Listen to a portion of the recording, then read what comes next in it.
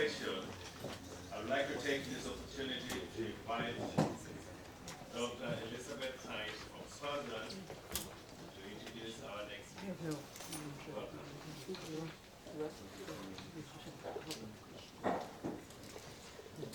Shalom, shalom, everybody. I am so pleased to be here, and I want to thank the Israeli government, and I want to thank the Truman Institute and Pastor Rodima for bringing us here all together. It's my privilege on Women's Day to introduce a highly honored and venerable young lady from Swaziland. She's my sister, she's my friend, she's my colleague, and I'm introducing Professor Winnie Nhlengethwa. Her husband has been part of the Swaziland military and I believe worked closely with the Israeli military at some stages. She is currently the first Vice Chancellor of the Southern African Nazarene University. She's the second woman Vice Chancellor in Swaziland, so gender we are keeping up. And from October 22nd, 2007, the university was formed from a consortium of colleges that had been operating for almost 100 years, independently offering degrees in theology, education, and health. And she spearheaded the consortium, led it into the formation of a higher institute of education, and has led it into being a university today, and she is the first Vice Chancellor of that university. By profession, she's a nurse. She studied in the United States and in the UK and in Swaziland. So it is my privilege and my honor to introduce Professor Winnie Nhlengethwa to this auspicious group.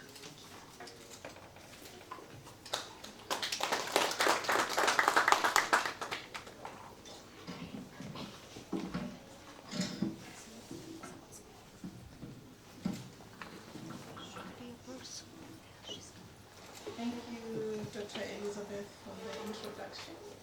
Thank you, Professor, for the exposure, I will say, and Your Excellencies, members of the court, and delegates, friends, colleagues. I'm very privileged and humbled to present on higher education.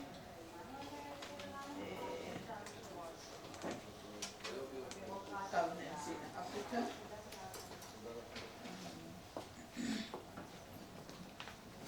A topic that when Pastor asked me to present on it, I said, oh my, ask me again. God help me with this one. The topic on higher education itself, generally, for me, it's my home. But when you talk about governance and democracy, it's another thing. Higher education is a very diverse industry, and the way it is regulated and managed varies from country to country in Africa and generally. In every country in Africa, there are public and private institutions with a variety of technical schools, colleges, continuing education centers, research institutes like the one we are in right now. And most recently, we have seen centers of excellency emerging in Africa. They form a very rich network of support for the production of high-level capacity of skills for sustainable development in our African countries. So in this paper, I will try and define what, within the context of higher education, what governance, I mean by governance and democracy in higher education institutions in Africa. And the evidence that or literature that I've used because of the time I had was based on a desktop review of available resources. Governance and democracy in this paper then is conceptually operationalized within the context of higher education in Africa. We have just heard from the previous presenters, honorable presenters who are well versed with governance. They've already given us a challenge of what governance is all about. The scope and nature of democratic governance in higher education in Africa and related challenges then are briefly touched on as I present. When I looked at what would be the concepts that I will have to define or relate to, one of them being governance, the term governance in higher education, it is described in a variety of resources as being all those structures, processes, and activities, as we all know, which are involved in planning and directing institutions of higher learning and people working within tertiary education. And this, of course, is being advised by the concept that has been defined by the World Bank report. However, when one speaks of governance in general terms, as we have heard, we mean the manner in which power is used to manage political, social, economic, and administrative affairs of a nation or a country. And in essence, then, governance means the way those in power use that power. And in education, we have seen that it includes the respect of rights, human rights, fundamental freedoms, and support for democratization processes, and the participation of citizens in choosing and overseeing those who govern them. The respect of the rule of law, and such questions have already been asked. Access to independent justice system. So when I come from Swaziland, such a small country, when we talk about that, people as eyes are kind of wide open. What are you saying? Swaziland with democracy? Yes, it's even a topic that in my own country, I'll be careful how I present it and how I wind around it. So even here I was very diplomatic. I consider myself as a diplomatic Christian. So I try to wind around the subject. So in this, for the purpose of this discussion, again, when we talk about tertiary institution, or I talk about tertiary institution, generally I'm referring to all post-secondary education, including but not limited to universities. The term, of course, is synonymous with higher education, which is education obtained by choice after successful completion of post-education. So we then, I'm going then to use these terms interchangeably so that we are all in the same wavelength. Democratic governance here brings into the equation the elements of democratic practices and processes demonstrated by the ability of citizens to exercise their full freedom of expression. And you know that in university settings, these can be observed throughout the different levels of structures that we have in a university setting, to the level of the student body who are the consumers of education. And also, when we talk about citizen participation broadly, we mean that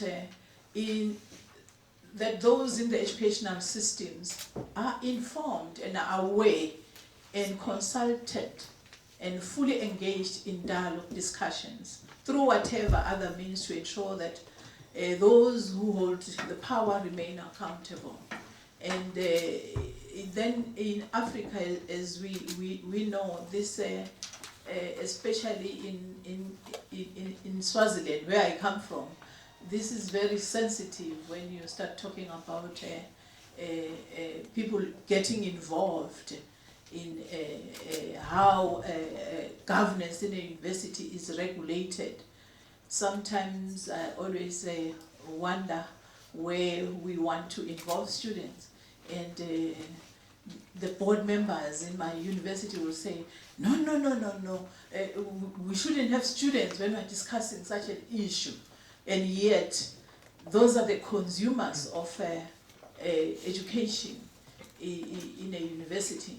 The reason being that higher education institutions have become more and more complex and facing a lot of challenges where the public is demanding accountability for the money spent on education, and the consumers are demanding for quality production.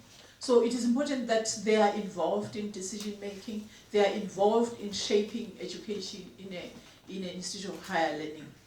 Adding to this complexity is the sudden spurt of growth of public higher education institutions and the mushrooming of private tertiary institutions, which has created difficulties for government to regulate higher education. And in Swaziland, being in such a situation for us is something that we were not used to, but we are getting used to, because we're seeing a lot of universities mushrooming.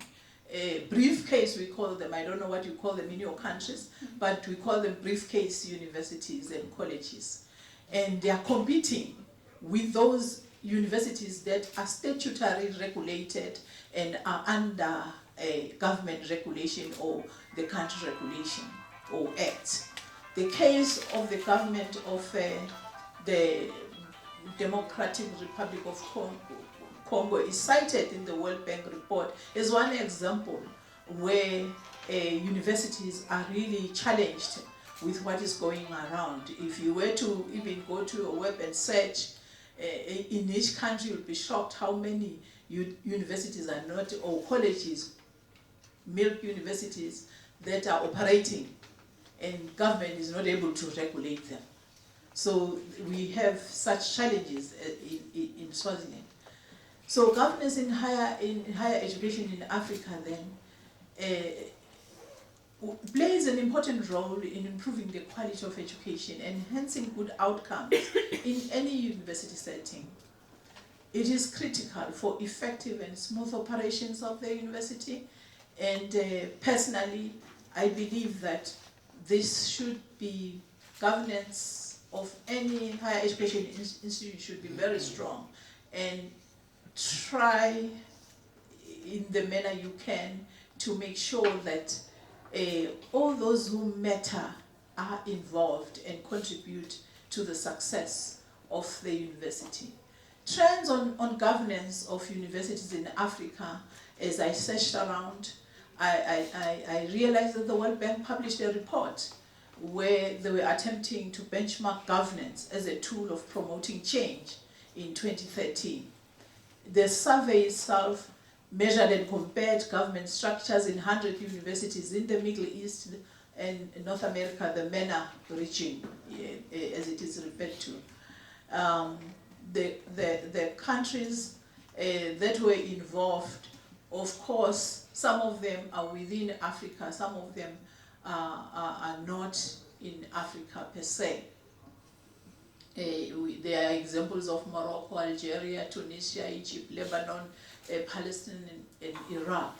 These universities were classified as public, private, for-profit, and private, not-for-profit tertiary institutions.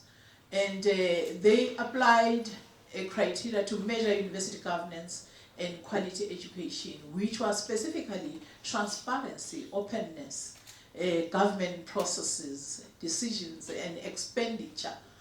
Oh, you touch expenditure. Universities don't want to be accountable when it comes to how the money is spent. We can see that already. Maybe my colleague later on will speak about South Africa, what is happening. We have a tendency also to say, hey, leave the university alone. We should remain autonomous, yes. To specifically measure governance, and then they focus on the context and the mission, the goals, management, autonomy, accountability, and participation. So these findings in the World Bank report show that higher education systems are very diverse. So it was a mammoth task, and the differences were attributed to national histories, how nations develop over time, the cultures within what we have been referring to in the previous presentations, and reactions to changes in their economies and populations.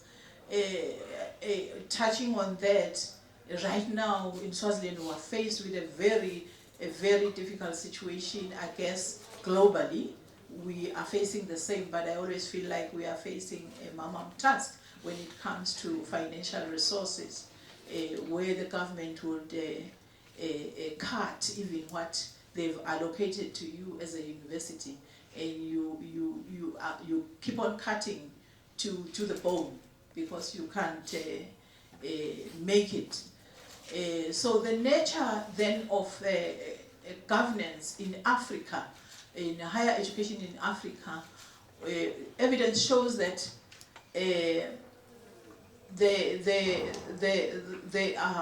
structures are made of boards, councils, senates, and there is a study that is currently going on to even study Africa in depth, because it has not been studied in depth to see what actually constitute governance in higher education in Africa.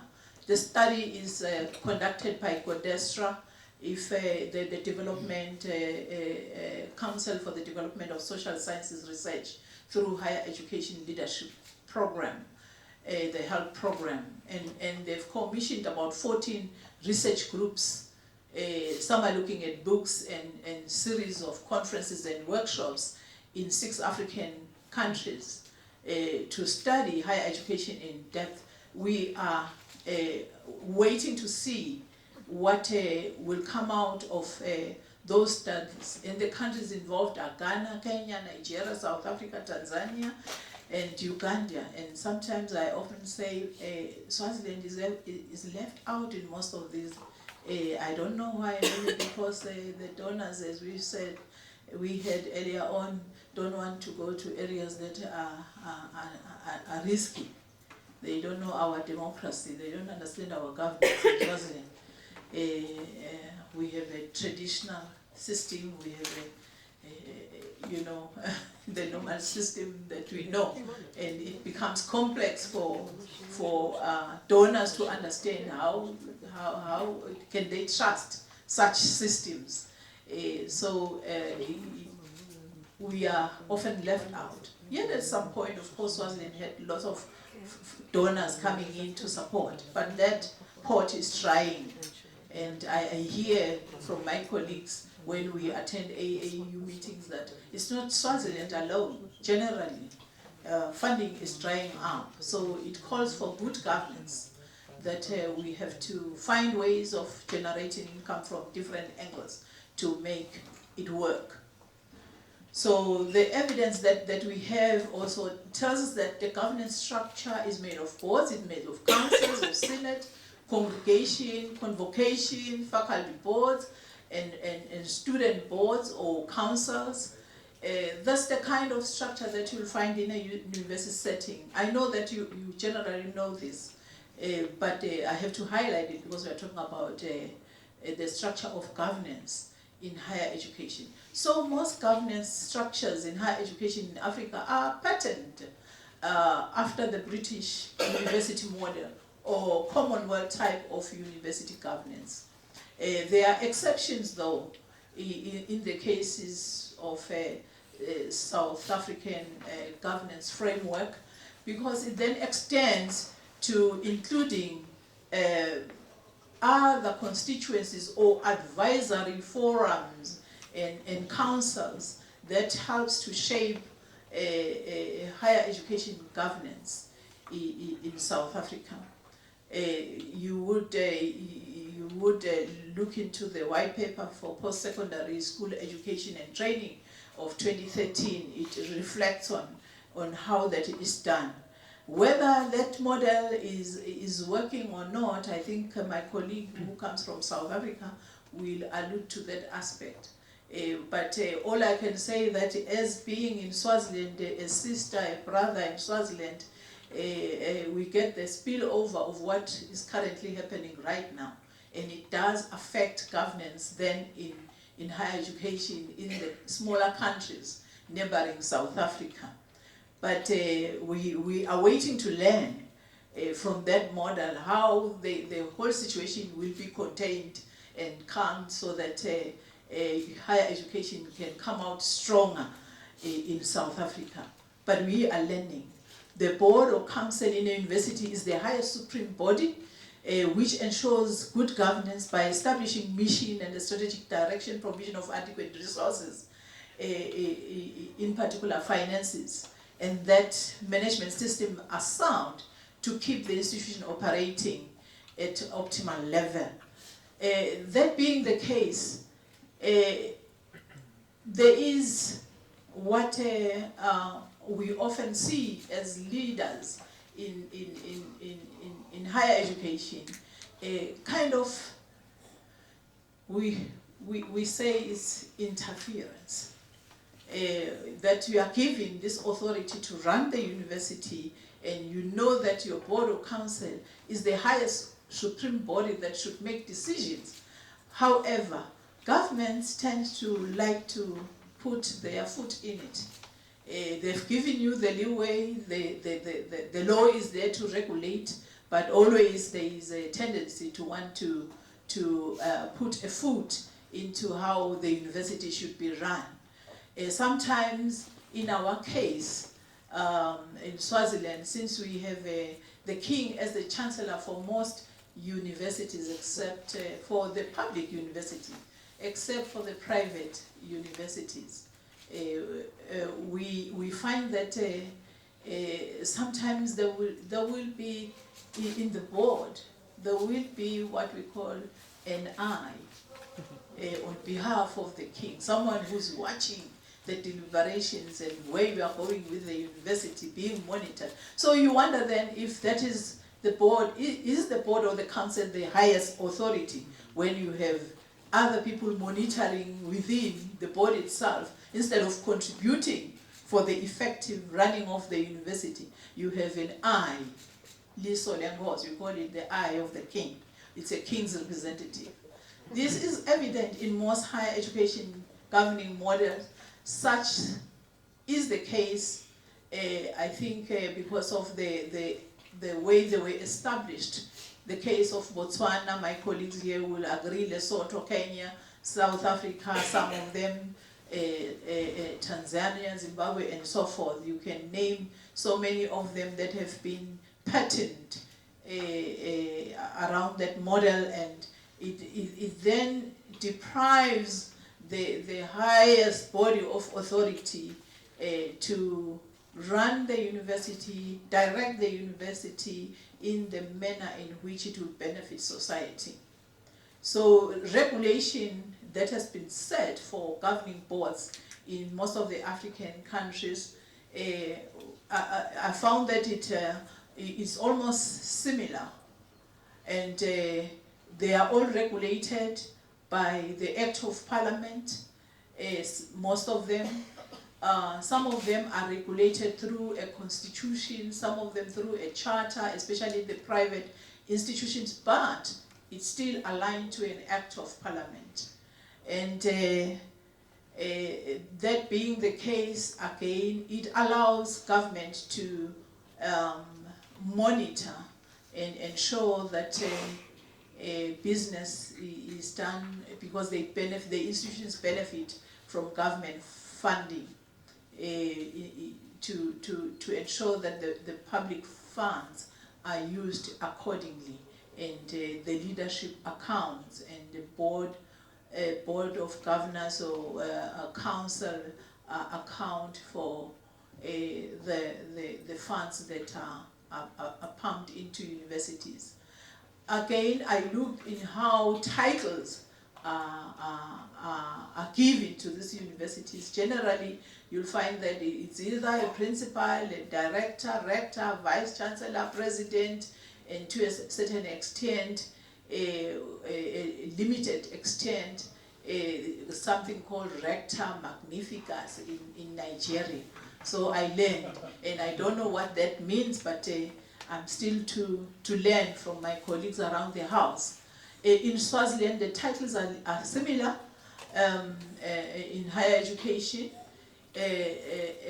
except that president is not a title that is common in Swaziland, because we are now interfering with a territory that is preserved for the elders.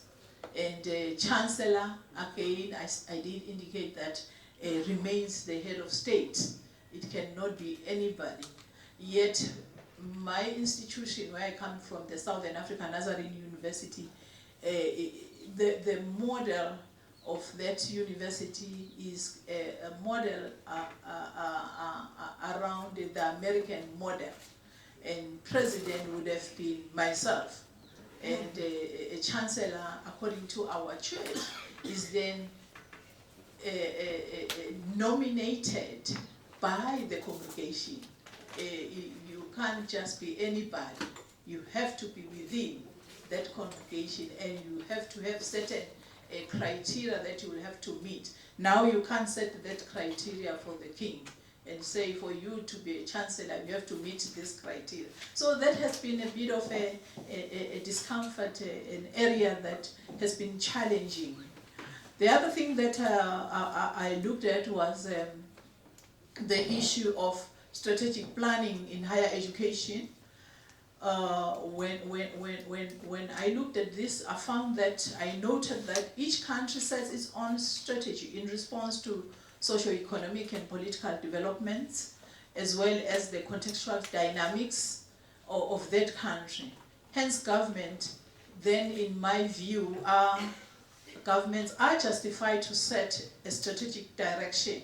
In other words, a national strategy that will then guide institutional planning in tertiary education, particularly in the area of internationalization and technological advances in education, which is a new thing for higher education right now. And it's kind of a gray area right now in terms of regulation in most of our countries. However, of concern, where the limited practical strategic models are suitable for higher education in Africa, that you would say this model is working well, because research in that area again has not been done is limited, let me put it that way, is limited so that we can have lessons to tap from. I know that AAU is trying so hard in this area to bring together the vice chancellors to explore such issues of internationalization and technological advances. And there have been quite a number of workshops to train and induct vice chancellors, rectors, and principals of the different higher education or leadership of higher education in Africa. And that has been very helpful.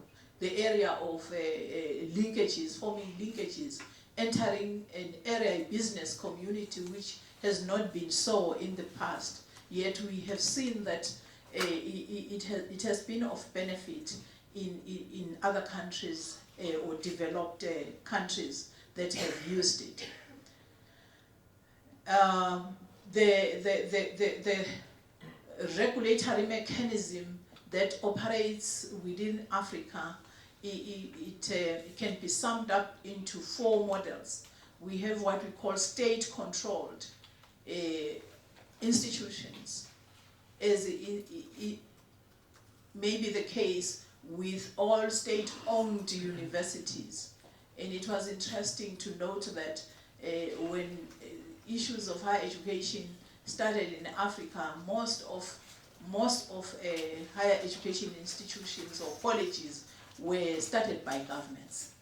And because they were started by governments, they were all controlled by governments. I would then say, with the exception of mission or Christian-based colleges, because that was an initiation of those who are involved in a Christian mission. And then there are semi-controlled institutions, corporate institutions that are controlled by the Ministry of Education and again, these are semi because they are benefiting from government. And then we have semi-independent statutory non-for-profit educational institutions which are again controlled by the ministries of education. For example, Southern Africa Nazarene University that I come from. It's a mission institution, it's a private institution, but it's regulated by the laws of the country and benefits to a certain extent from government. There were concerns, areas of concerns that were noted in the review, that we in Africa, the way our boundaries are set, or educational systems are set,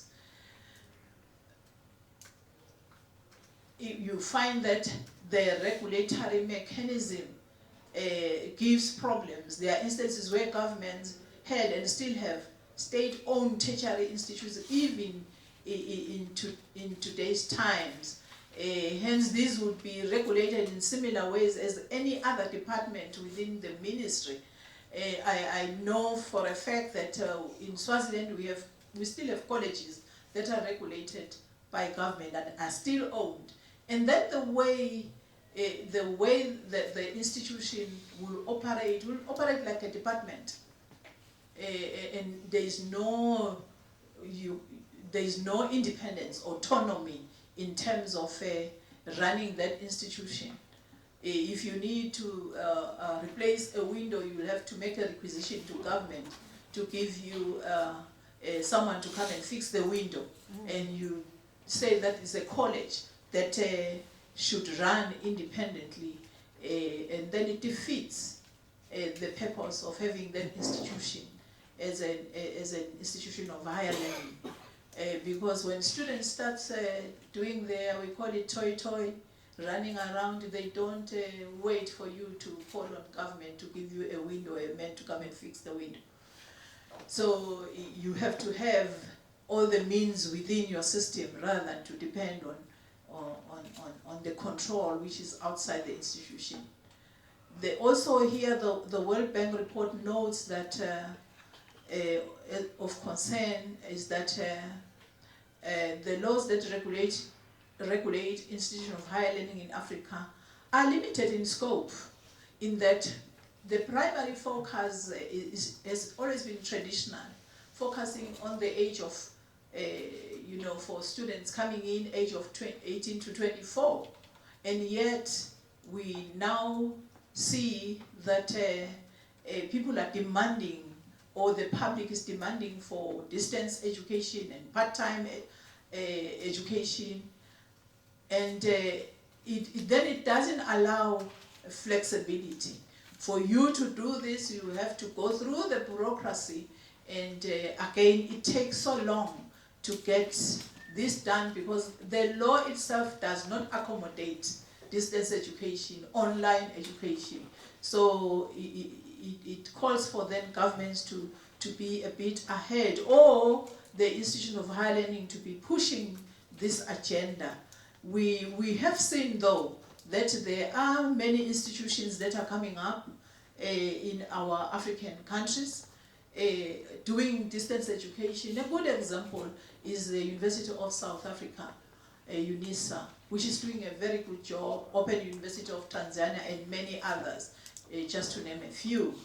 And the demand for distance education is very high.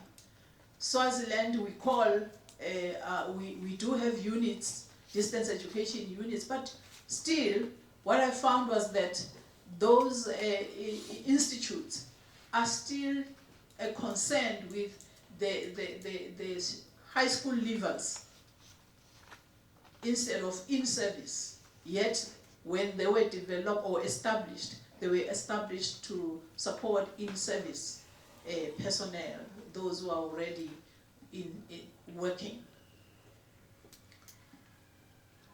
The other thing that is of concern here is quality assurance or accreditation agencies in higher education.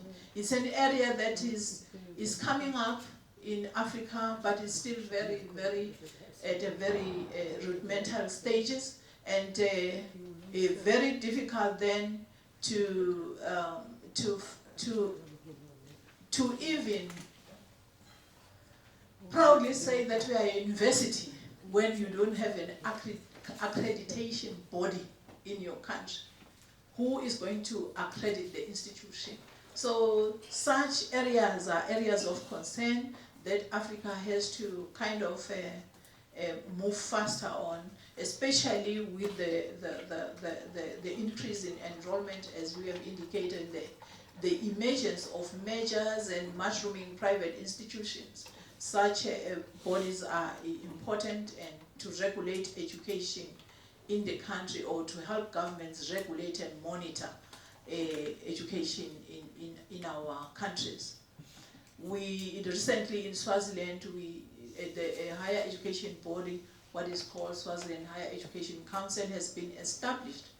However, again, the control that is there, it is established by the act of Parliament, giving a status as a parastatal organization or body. However, government does not have money to give it that independence. But you just wonder, is it because they don't have money or they don't see it as a priority? And therefore now it's operating like a department. So where is autonomy when it comes to education? It's very difficult. You can't even advocate for higher education, yet that is the body that is supposed to monitor and regulate higher education and ensure that education is of quality in the country. And the other aspect that I looked at was the relationship between governing bodies and management.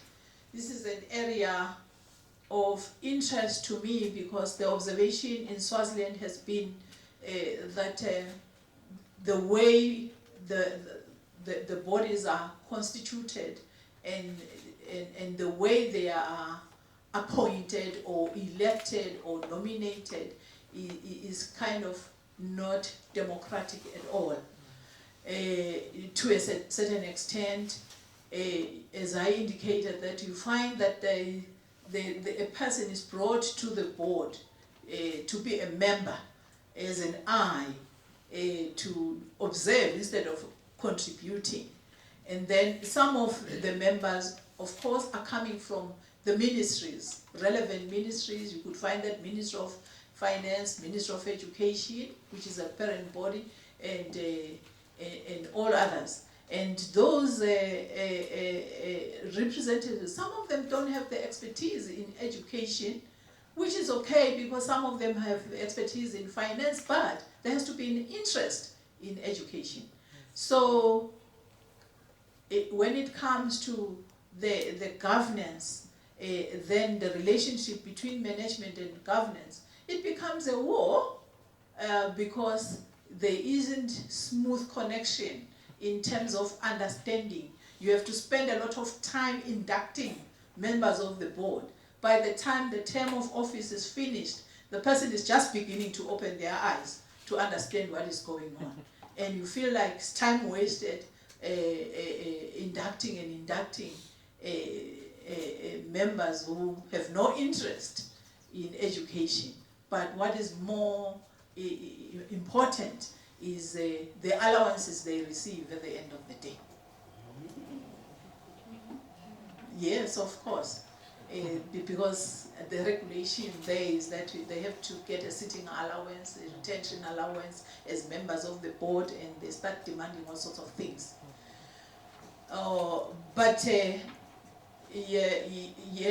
You have to then look at how then as a university do you put a system internally that is going to help you to get people who are going to serve and have interest of the university. It will appear then that the role played by members of these boards or councils is kind of shady. The dilemma seems to be on whether they play the role of representatives or delegates in some countries. This being the case, it reduces then the power of the board or the council, and as most energy is spent addressing issues of less importance to the development and transformation of the university. And similarly, the appointment of leadership, it doesn't go unchecked. Still, because government regulates, once the board has vetted the candidates, then there is another level higher process according to the law that has to, another subcommittee of government that has to look into these names and choose the best out of those names. It's a bureaucracy. Sometimes I feel if you have a good board, which is not necessary, but it's a debatable issue because some feel it's necessary. But then it takes long. The problem is that you may take 3-6 months to a year still waiting for a name to be vetted or to be approved by cabinet. So that then becomes a problem. And then it doesn't make the relationship good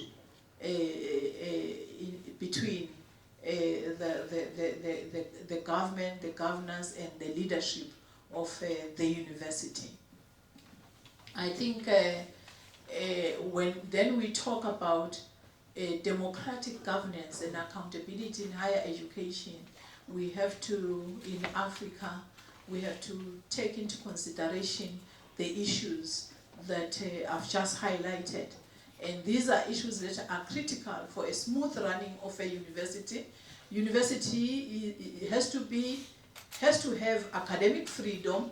It has to have the autonomy to regulate its internal processes, and it has to be detached from being remotely controlled, as I've indicated, by outside bodies that sometimes have nothing to do with the regulation of the university.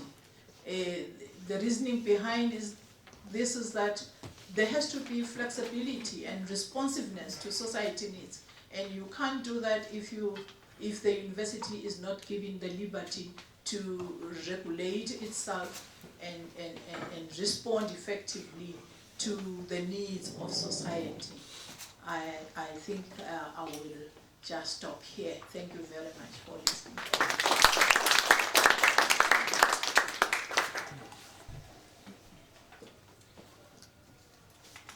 Thank you, Dr. Nhlengethwa. She has summed up some very complicated issues. Some countries don't have those issues, but some countries do have those issues, but prefer not to raise them. So we would like to thank her for raising some of these complex points, particularly regarding autonomy and the professional outcome of the universities and accreditations. I don't know if we still have time, Pastor Dean, for questions, or we'll hand it back over to you.